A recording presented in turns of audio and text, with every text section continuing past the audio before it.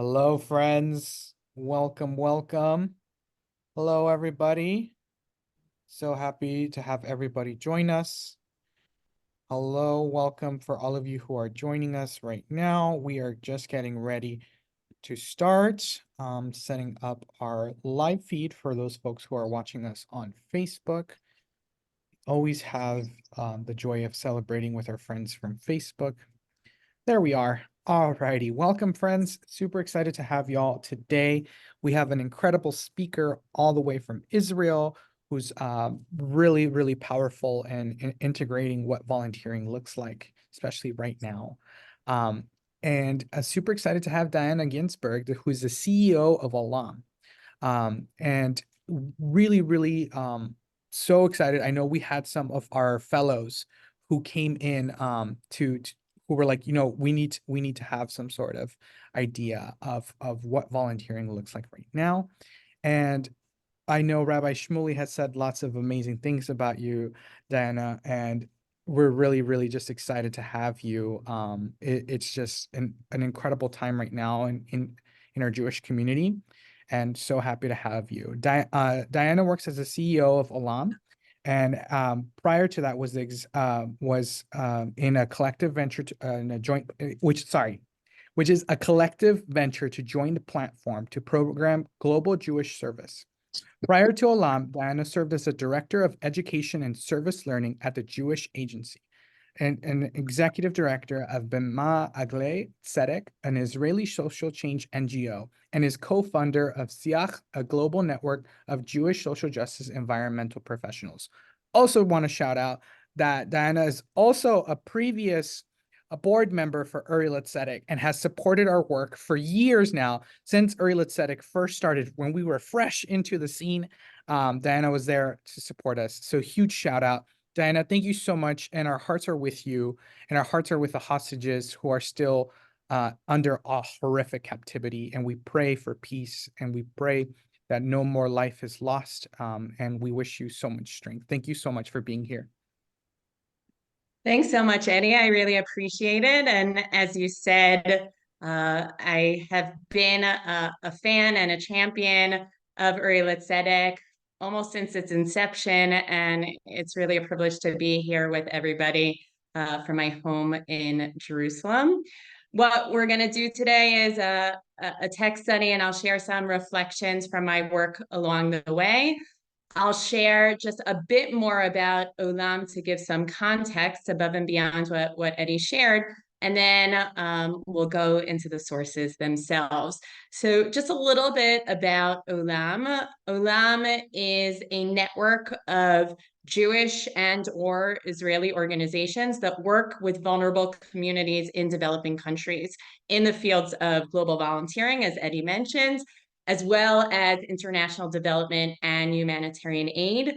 Currently, we have over 80 partner organizations that are part of our network, and those include entities that maybe some of you have come across in the past, whether it's AJWS, American Jewish World Service, or HIAS, or other organizations around the world. And in addition to our partner organizations, we also have a growing network of Jewish individuals who work in these sectors. So international development and humanitarian aid, largely in Africa, Asia, and Latin America. So if anyone listening fits into that category, we'd love to be in touch with you in the future. And OLAM really has two sides to our work. So one side is enabling the staff of our partners and our individual Jewish members to have a greater collective impact, to collaborate, etc. And then at the same time,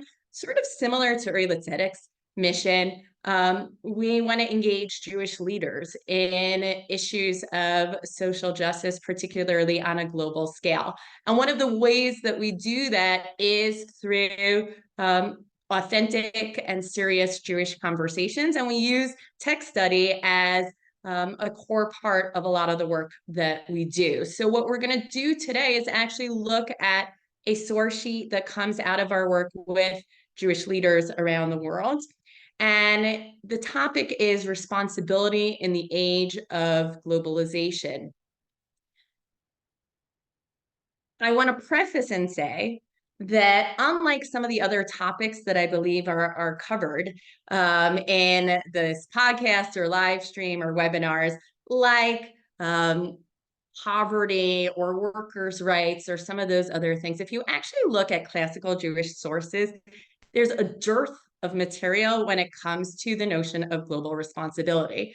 And as we'll see as we go through some of the more contemporary texts, that's because our world has undergone radical shifts in the last, century, and for sure in the last generation. And so a lot of the questions about what is our responsibility as Jews to vulnerable populations or to populations living in poverty around the world, it's just not questions that were asked in a lot of classical Jewish sources because the world was structured so differently.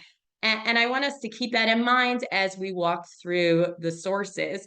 Just one other thing I'll say before I open the source sheet is, for the purposes of this conversation, we'll just define globalization as increasing connectedness and interdependence among world cultures and economies. There are probably different ways to define it, but we'll just use that as a loose definition. And so I am going to now open the source sheet. And the first source might strike people as being an unusual choice as the basis for this conversation. And I'll share why. When I speak to people in casual conversation, mostly I would say in Israeli society, but sometimes in pockets of Jewish communities in North America or elsewhere, and I tell them about my work, often the immediate response I will hear is a quote from the Talmud.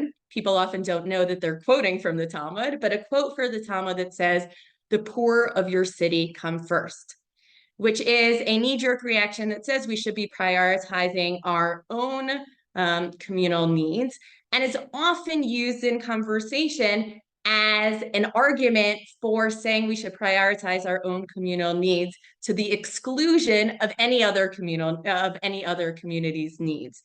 And I want to start with this source because I actually believe that when you see this source in its original context, it actually opens up the possibility of interpretation with changing historic circumstances.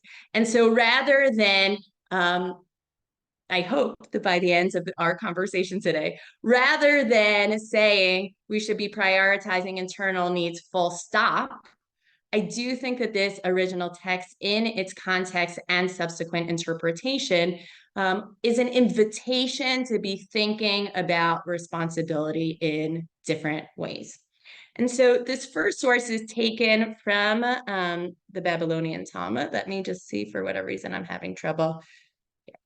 Now it's working better.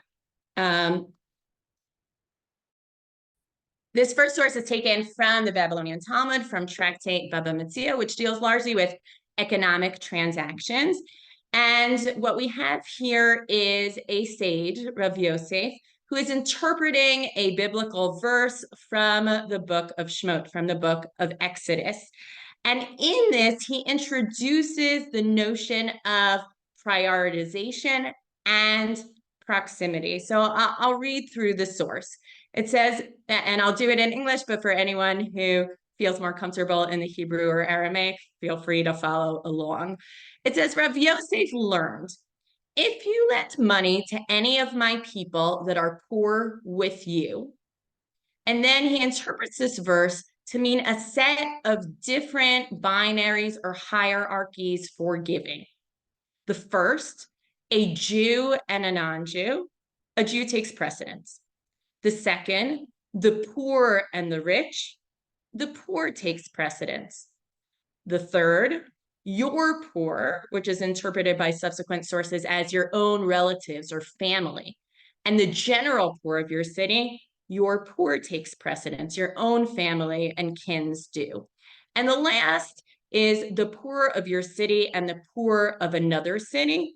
The poor of your own city take precedence. So what we see here is basically setting up 4 different categories and giving priorities in each. The first category, a Jew versus non-Jew, is about ethnic or religious ties. The second category, the poor and the rich, is about need. The third category, your relatives versus the general poor of your city, is about familial connections or ties. And the last, the poor of your city versus another city, is about geographic location. Some things that are worth noting in this source. The first is that the original biblical verse is in the context of lending. It is talking about when you take interest and not take interest. But in subsequent sources, this was actually extrapolated to also apply to philanthropic or charitable giving, to tzedakah. But it is interesting to note that the original biblical source is actually in a lending context, and later on it's interpreted to mean in a philanthropic context, or even more broadly in terms of how we spend our time and resources, not just our financial resources. Another is part that I think Rav Yosef is picking up on in the original verse is the fact that there seems to be an extraneous word. The rabbis were extremely sensitive to the fact that, or operated with the general guideline or principle that there are no extra words in the Torah. Every word is laden with meaning. And if there seems to be a word that is extraneous, then that actually calls upon us to interpret it. And the word that Rav Yosef is honing in on is the word imcha, with you. And basically what I believe he is trying to do is to answer the question, what does it mean, people that are poor with you? What do we mean by with you, or this term of relationship? And then what he does is set up these 4 different categories of proximity. There's geographic proximity, there's religious proximity, there's there's familial proximity, and also he does talk about the notion of need. Another thing that's worth noting here is the fact that the whole idea of prioritization comes out of a worldview in which lending or giving is viewed as an obligation, right? One of the core principles in sort of Jewish social justice is that tzedakah, charitable giving, comes from the root of tzedek, social justice. It is an obligation, it's a mitzvah, it's a commandment, which is in stark contrast to other faith systems. So for example, the Latin word for charity is caritas, which means coming from the heart, like cardiologist. And there are other systems of belief that say giving is voluntary. In a system of belief that says that giving is voluntary, prioritization doesn't really make a lot of sense because you give to what you care about. But if it is grounded, as it is within classical Jewish sources, in a notion of commandedness, then it makes sense to say, okay, if you're commanded to do this, how do you actually do this in the real world? And this is also part of a larger sort of project of the rabbis of the Talmud, where they take more general biblical verses and then try to translate it into a blueprint or an action plan for the real world. So here we have a general statement that talks about lending money to the poor that are with you. And Rabbi Yosef says, okay, let me give you a blueprint for how you actually divide up your resources, etc. One of the things that this text does not say, and often some of the most important things about a text are the blank spaces between the lines. It's not what's said in the text, it's also what's not said in the text, is what happens in cases where there are crossovers. So what happens, for example, if we're talking about a non-Jew who is in your own city versus a Jew who is in a different city? Or what happens if you're talking about, a relative who is in a different city versus a neighbor who is not a relative in your own city? This text does not relate to the potential of crossovers. And so what we're going to see in the subsequent sources that we're going to look at is that is an open invitation to say, let's interpret this. And what do we actually mean when we are confronted with reality in which it isn't clearly, black and white binaries, but we're talking about complex situations and cases. And as we look at the text, I think we'll actually see several that question, what does that phrase, Aniye ircha kodmim, the poor of your city, mean? Aniye, what is poor, right? What qualifies as poor? Ircha, your city. What qualifies as your city? Kodmin, what qualifies as taking precedence or priority? And so this text is really going to form the foundation for everything we look at moving forward. The texts we're looking at purposefully go in chronological order, so you'll be able to see the evolution of some of the thoughts over time. So the next text is from Responsa, Questions and Answers of the Khatam Sofer, who was a leading Orthodox rabbi in the 18th and 19th centuries, living in the Austrian-Hungarian Empire. And what he does here is really look at the question of need and introduce the notion of relative poverty. So he too starts off, meaning whereas the Talmudic text started off with the biblical source as a reference, he starts off with the Talmudic text as a reference and then interprets it further. It says as follows: the poor of your city take precedence over the poor of another city. That was the last line in the previous source. That is to say, this applies if both poor people need food or clothing. So if we're talking about equivalent levels of poverty.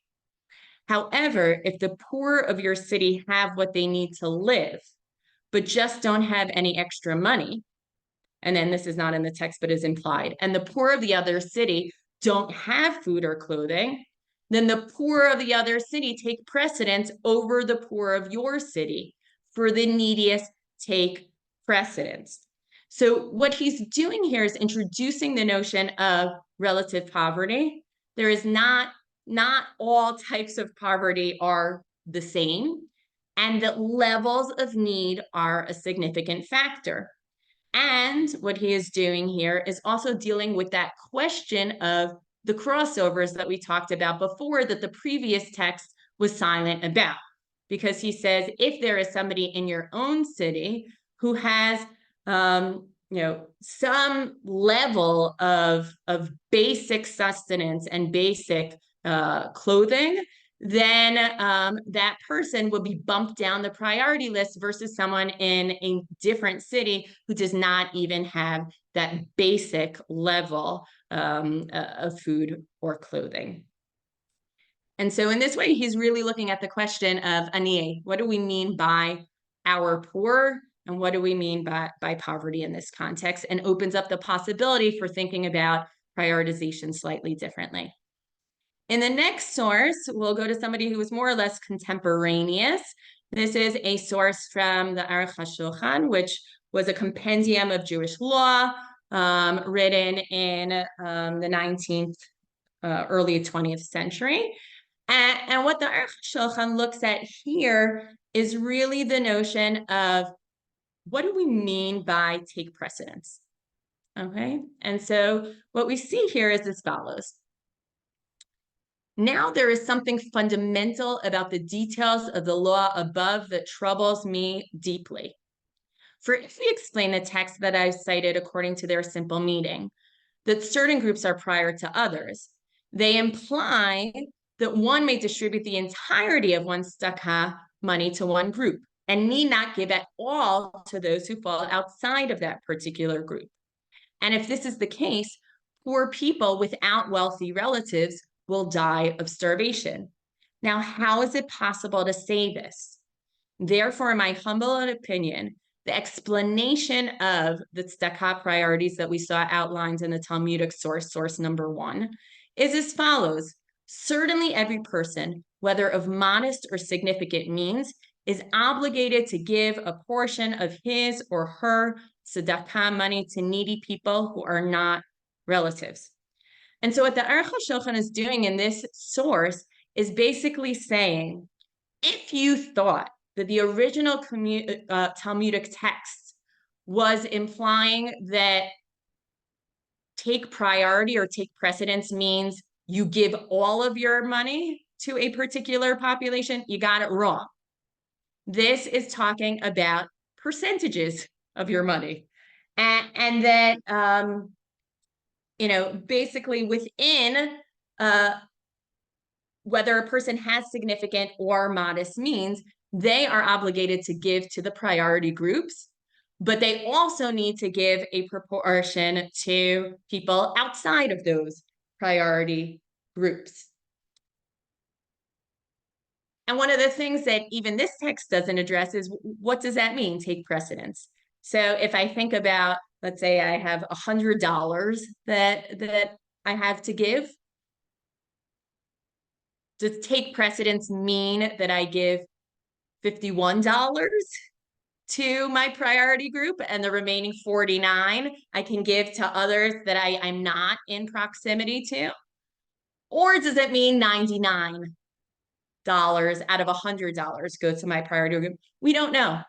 And so here too, I think what this text is doing is inviting us to think of the possibilities and giving us creative license within the guidelines of saying there is value to giving to those that you are in community with, that you are in geographic proximity to, but that's not at the exclusion of giving towards other populations. So these are 3 of the classical sources, and now we're going to have an opportunity to look at some contemporary texts that will also shed light on the current moment and are mostly focused on the notion of ircha, your city. What are the bounds of the city in the modern age? So this is an excerpt from an amazing book. I hope people own this or have read this by Rabbi Jill Jacobs, called There Shall Be No Needy. And I'll read this out loud as well. She too, like the other sources, is referring back to the Talmudic source, and particularly to that last sentence, the poor of your city take precedence. And what she says is as follows. The hierarchy is simple, but problematic. We could give all of our tzedakah to poor Jews in our own cities, but such behavior would fail to recognize any obligations beyond those physically and ethnically close to us. Giving only to Jews might make sense in a world in which Jews are, as a whole, worse off than those around them, and in which non-Jews are, at worst, hostile and at best indifferent, as has been the case in many times and places. Giving in your own town makes sense in a world in which the next town is a several-hour or even multi-day horse ride away.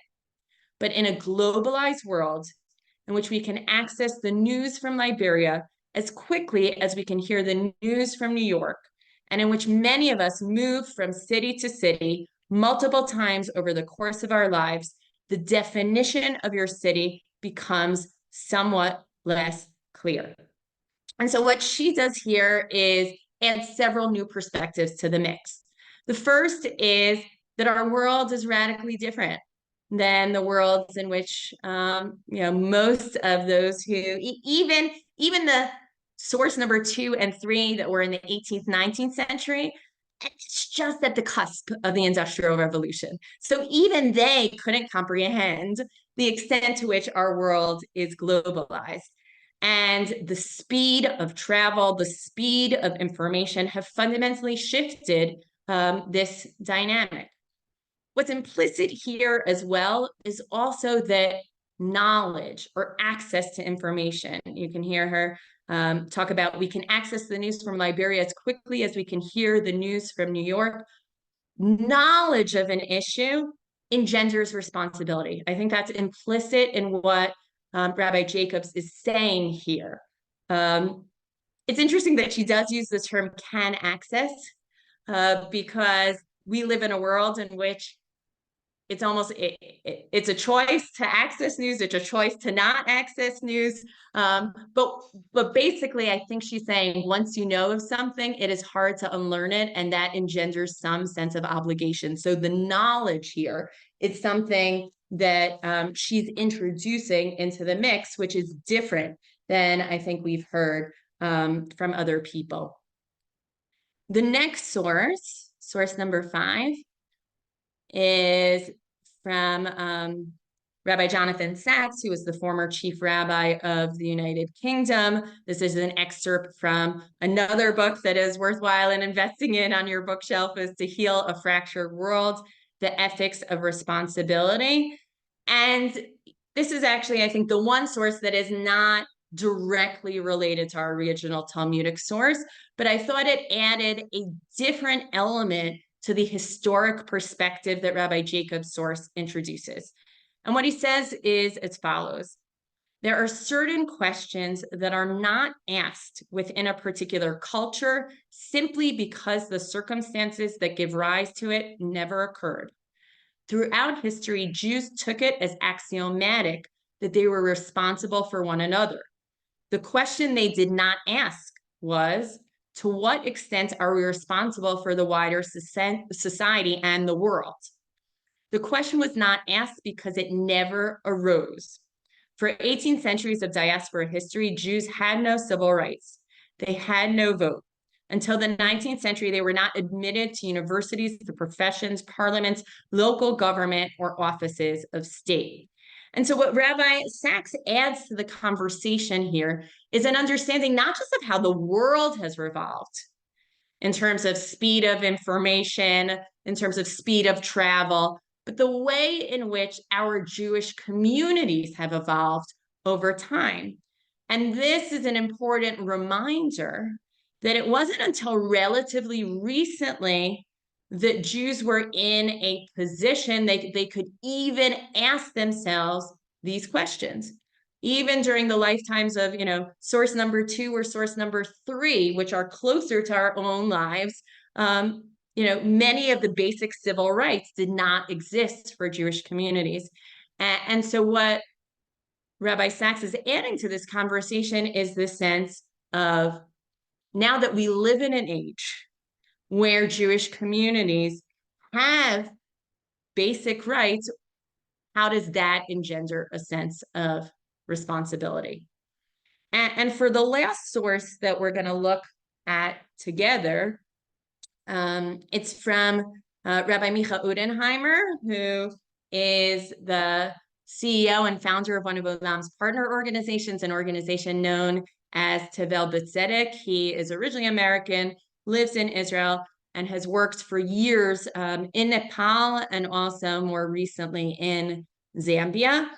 And he too is relating to the question of what are the bounds of our city that Rabbi Jacobs had introduced before. This is a long text, but I'm not going to read the whole thing. I'll only read the first, I think, 3 paragraphs, particularly because the second paragraph will be resonant, I think, given the current context in which we situate ourselves. And this was written in 2011, so, way before the current context. He says as follows: should the Jewish people in Israel actively care and become urgently involved with issues of extreme poverty in the developing world? I often encounter people who argue that we should not. The poor of your own city take precedence. Once again, coming back to the original Talmudic source. They say, quoting a Talmudic dictum, usually with some degree of indignation, if they are from the political left, they will add, there are plenty of Palestinians you should be helping first. If they are from the right, replace the word Palestinians with Jews. The rest of the formula can remain.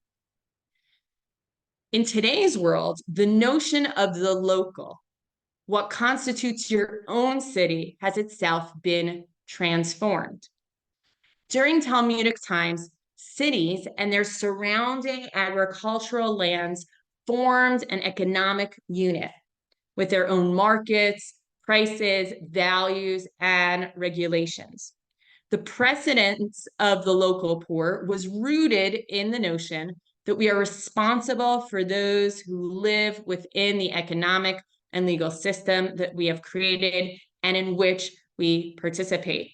And then in the remainder of the source, he goes on to show the ways in which our global economies are indeed interconnected and interdependent. And so what layer Rabbi Odenheimer adds here is the notion of economic and legal systems as binding. And so we've seen several different ideas. Rabbi Jacobs, who says that knowledge of an injustice is what engenders responsibility.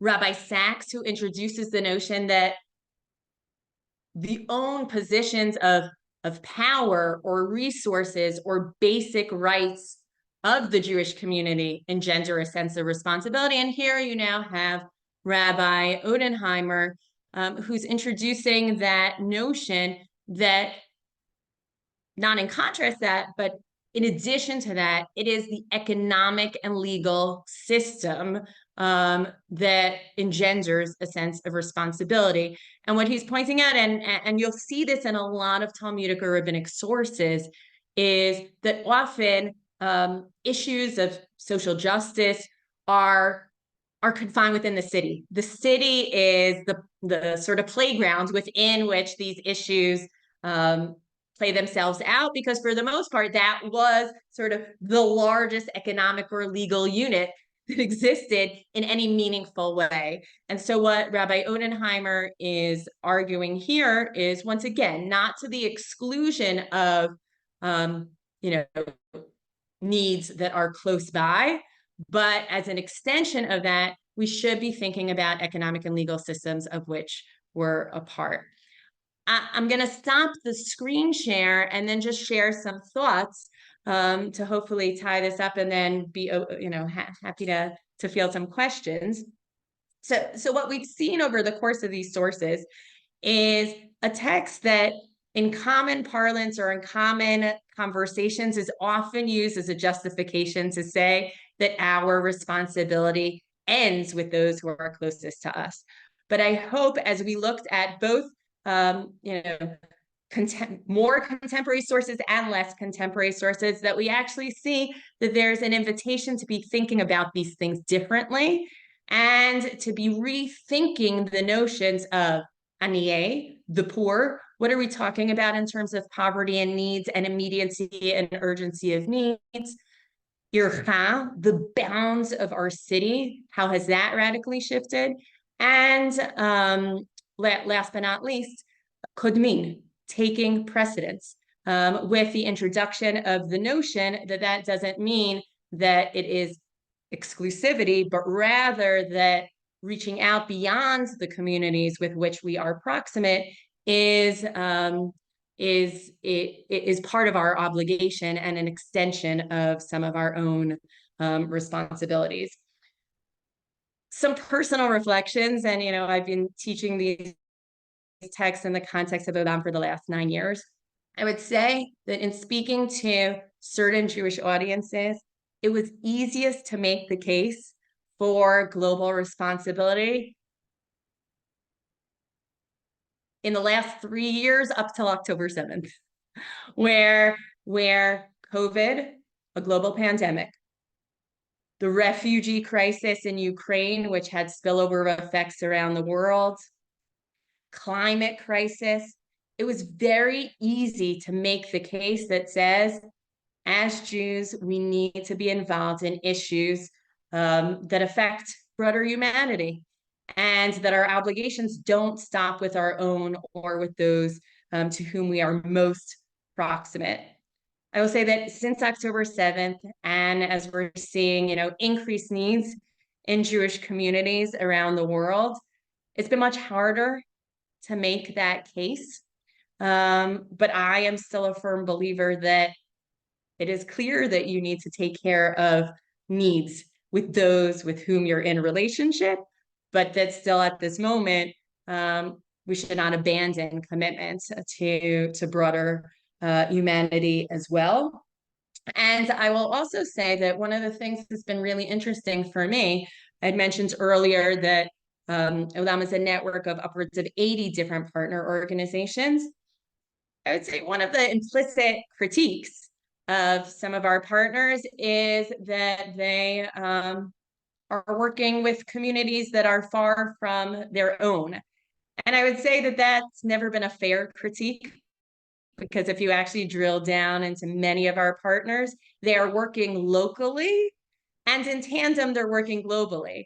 And often what you then have is this virtuous cycle where local needs are begetting local solutions, that then can translate into partnerships with other local communities who know their needs best, tweaking and adapting some sort of solution from one community to another if it is properly driven by the local community. And then it comes back to inform the original intervention where it was spawned. And I think we've seen that a lot in our partners, that local global dichotomy is a false dichotomy, and many of them have feet in both worlds and are doing that very intentionally. And often the work that they're doing locally is helping to inform and inspire work that they're doing globally, and vice versa. So I'll leave you with that thought, and then I'd love to open up for questions. And I see Rev Shmuley, and so excited that I'm able to be here with you today. Diana, thank you so much. We actually just got a Facebook question, and it reads, how can we balance our volunteering in social justice spaces where people keep making us feel not safe for supporting Israel? Yeah. First of all, I want to thank the person who asked that question. We hear that a lot, particularly, I would say, the work of OLAM's partners is probably adjacent to, but not the same as, domestic social justice circles in America, but there is certainly overlap. And from a lot of our individual members who work in the non-sectarian international development or humanitarian aid sector, we're hearing that a lot. And I think the unique place that they are in is trying to simultaneously at the same time lean into relationship, but also be authentic to who they are. And often that feels really hard. And I don't want to minimize the difficulty of what that feels like. But I actually believe that the only way to really be in a relationship is to be authentic to yourself. And so that is sometimes, paradoxical. How do you be in relationship with those who are different, hold very different beliefs, but how do you be your full self at the same time? I imagine that there will be spaces where people cannot hold that tension anymore. But I am hopeful that there will also be spaces where people do that. And that can help shift cultures. And I think that that's a broader shift than just the current moment, but it's about how do we, as people who care about issues of justice locally and globally, create more complex or nuanced understanding. How do we get people to really hear each other? Those are big challenges that are beyond what's going on, in Israel, in the region, etc. So I think that's something that I'm hearing a lot, but I hope that there will be spaces where people can feel that they can be authentic to who they are and in relationship with difference. And I imagine that there are some spaces where that's just not possible. But I do hope that there will continue to be some spaces where people can do both. Thank you so much. We have one more question from Facebook. How have you adapted to volunteering since October 7th? How has it affected you personally and your team? Sure. So I think I'll start from the second question and then go to the first. For OLAM, the events of October 7th have been deeply personal. 50 of our 80-something partners are headquartered in Israel. Many of them work locally in Israel and some of them in the region. Some of them have worked in the past in the West Bank. Some of them worked in the past in Gaza or Jordan. So some of them work locally in Israel or the region.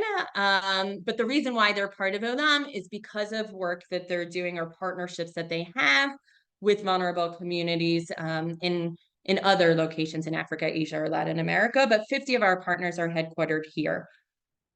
About a third of our Israeli partners directly responded, serving the needs of those who are most vulnerable here in Israel.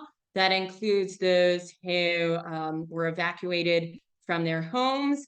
There are still tens of thousands of people who are not able to return home, both in the north and south of the country. That includes people who are survivors of the attacks. It includes other vulnerable populations like African asylum seekers in Israel or the Bedouin community that was exceptionally vulnerable. So about a third of our partners directly responded to the crisis, including some of those who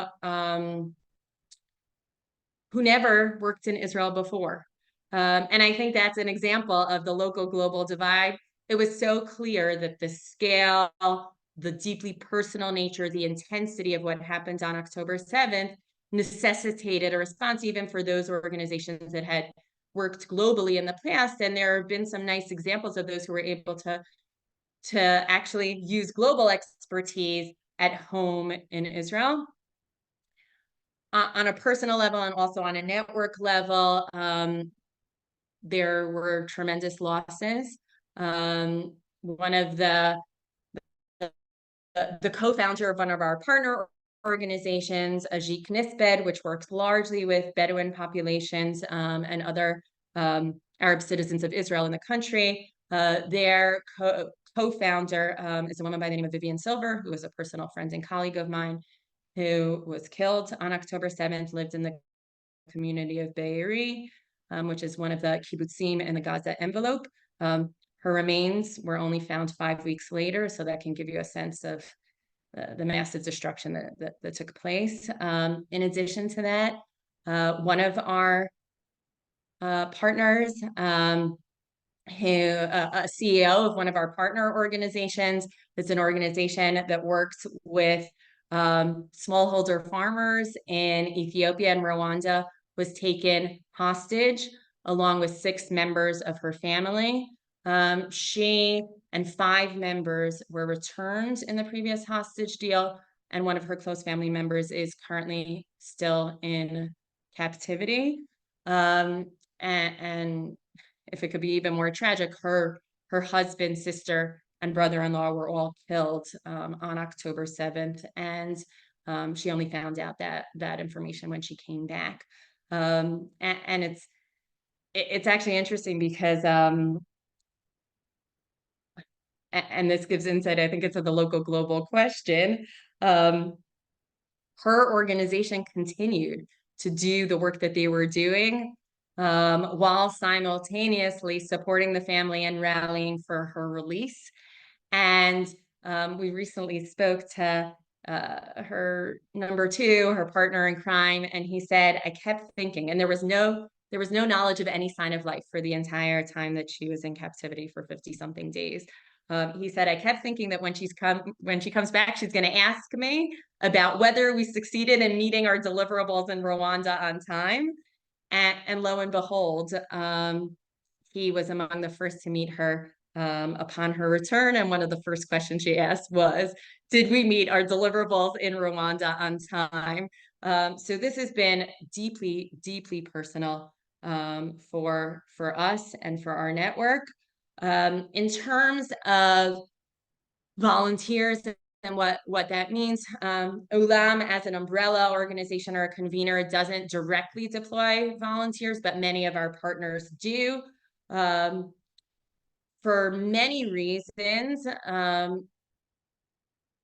a lot of the volunteers who had plans to be volunteering globally volunteered at home, both because the needs were so great and urgent, and also because for the first couple of months, flights, particularly to Africa or Asia, were canceled. And so there was no way to get back and forth. An interesting silver lining, I would say, is within the international development community. In recent years, there is a real and much deserved emphasis on what's called localization, which is basically about ensuring that local communities are the ones who are driving the development agenda and that they are the ones who are identifying their own needs. And so one of the things that's actually interesting is that because some of those volunteers who were supposed to serve globally are serving locally, and there was no way of getting to some of those countries, there was more of a reliance on local volunteers in local communities, which has now opened up the possibility of thinking really differently about partnership with local communities and ensuring that local communities are the ones who are driving their own priorities as opposed to even well-meaning, but volunteers coming from a different geographic or cultural context. So that's various different ways in which this has impacted us. I will also say, and I think that this was reported outside of Israel, but for the first month or two, it was the volunteer energy was frenetic. I have never experienced anything like that in my lifetime. Everybody, in some way, shape, or form was involved in meeting a wide variety of needs around the clock. And in a very dark time, I think that was a point of light in which people, even in a society that in Israel pre-October 7th was deeply polarized, and I think we're seeing some signs of that again, you could have anticipated a very different outcome in which you wouldn't have people just rallying together, people of different political beliefs or religious backgrounds, volunteering together, but you saw that tremendously. And I'll just share, an interesting story. Some of our partners work with the African asylum seeker community in Israel, in addition to some of their global work. And that is a community that is marginalized, the policies are super complicated and not in their favor. And so you might expect that, this would just feel like something that was very far from them. But I've heard from numerous people within the community, including one of our partner staff, who he himself is a refugee from Darfur that has achieved refugee status here in Israel, and he's on the staff of one of our partner organizations.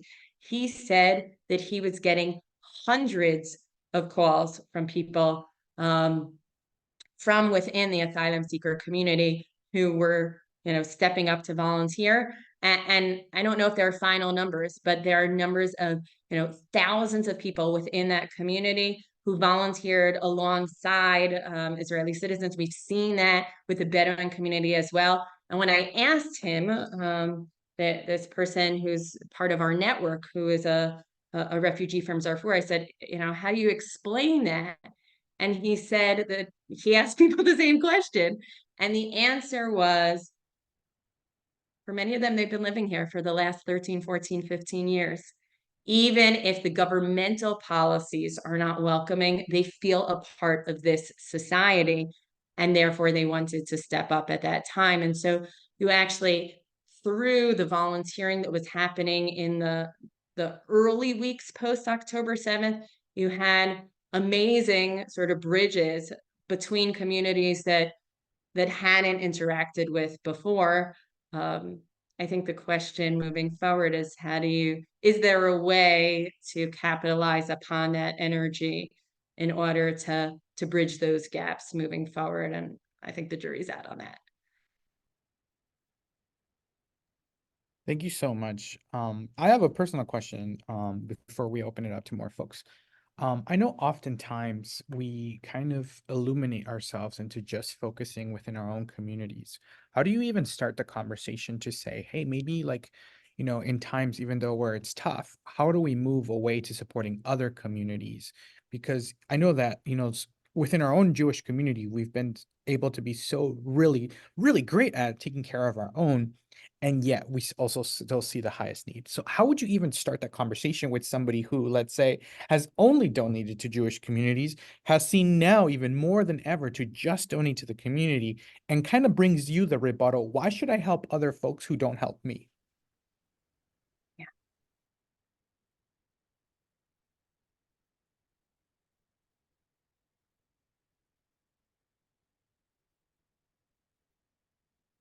I think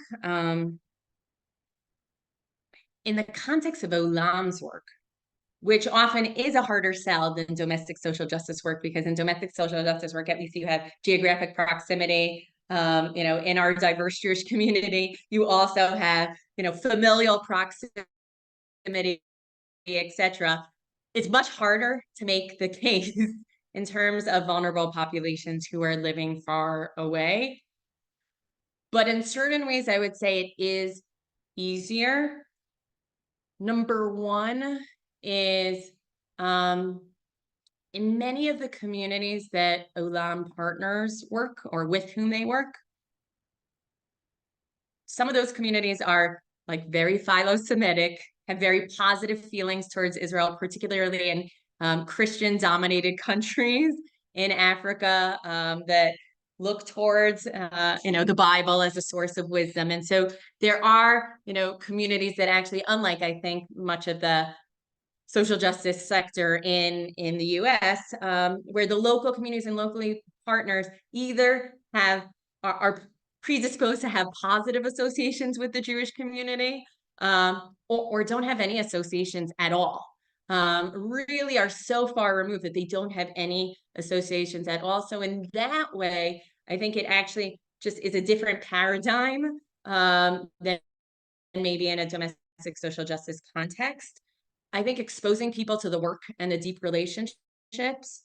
One of the things that OLAM does is bring leaders in the Jewish community in positions of influence on study trips to countries that have a significant percentage of our partner organizations, to really grapple with the question of what is our responsibility as Jews to broader humanity.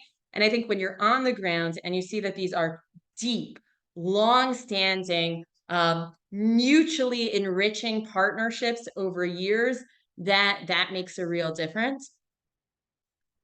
One other thing, which I don't think is exactly answering your question, but it's a point that's worth making, is that particularly in developing countries or the global South, a dollar goes a really long way.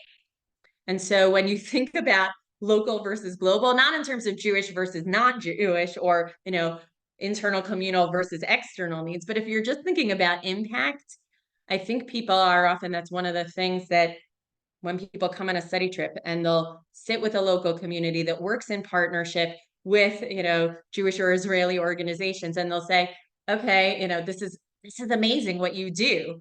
How much does it cost to have a participant in your program for empowering women in your community? And they'll say, plus $1,000 for 2 years. And people are like, what?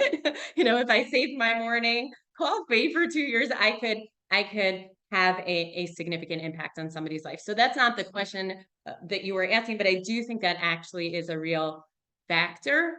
And then I would also say this is an exercise that we do, particularly if we're doing things with like teens, but I think is just to get people to experience in a real way what Rabbi Jacobs was talking about, which is, how interconnected we are. So something that I have done with people on podcasts or webinars, excuse me, before, is I tell people to turn off the screen. We're not going to do that now, but turn off the screen and look at the tag on the back of their shirt, and then in the chat write what country like your shirt was made in. And that simple exercise, I think, particularly with teens, it's a good case for like, we are in an interconnected, that's both Rabbi Jacobs and that's also Rabbi Odenheimer, who was talking about being part of an economic or legal system. So even if people think that they're not part of it, doing a simple exercise like that enables people to realize very quickly that the clothes that we wear, the food that we eat, the cell phones that we hold,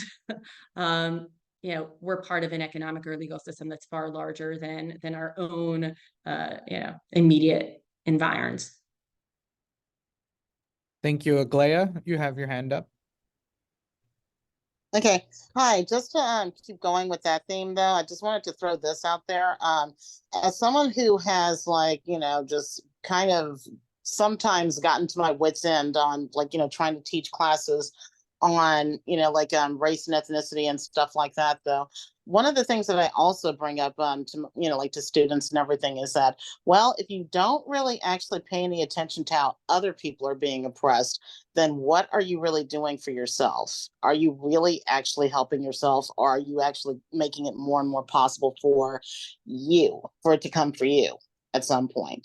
So I kind of wanted to think, like, and I don't know if we've addressed this already and everything like that, because I had to leave for a couple of minutes and everything, though. But honestly, though, if we're not, like we as Jews are not open also to helping other communities, then ultimately, though, it could, some of the same problems or other problems or anything else could end up happening because, well, you turned a blind eye to what was happening to someone else.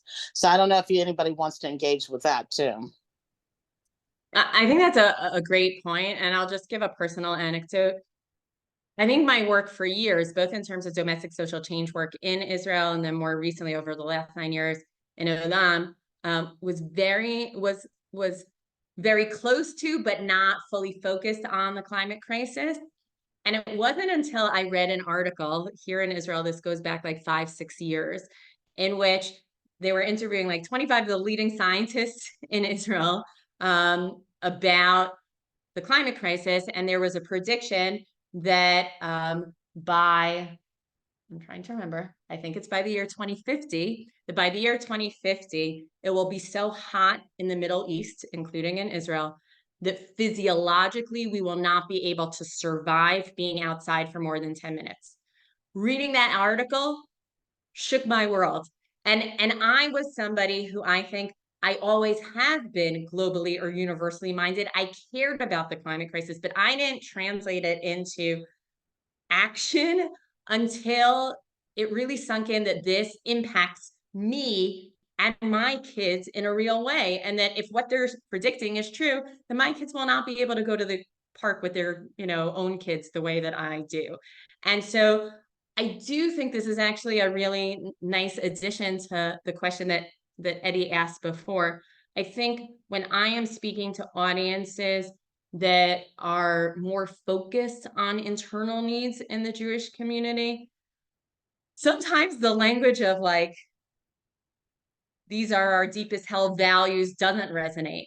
But the language of interests or understanding how deeply our fate in practical ways is tied up with the fate of others, that actually does speak to other people. So I'm not sure if that's exactly what you were saying, but it does raise a really important point. And I found that, as much as I am a values-driven and oriented person, that sometimes making it really personal and enabling people to understand how their lives are really intertwined with other communities, including communities around the world. And I think COVID was a real example of that, where in a very real terms, a person's action in one place of the world could influence the very safety and health of somebody else very far away. And if we turn our backs on that, it's at our own peril. Thank you so much. And just to close us off here, because we're just at our time, Emma asked, how can we get involved with OLAM? Great question, Emma. So you can go into our website. That's www.olam, OLAM, together, one word, .org.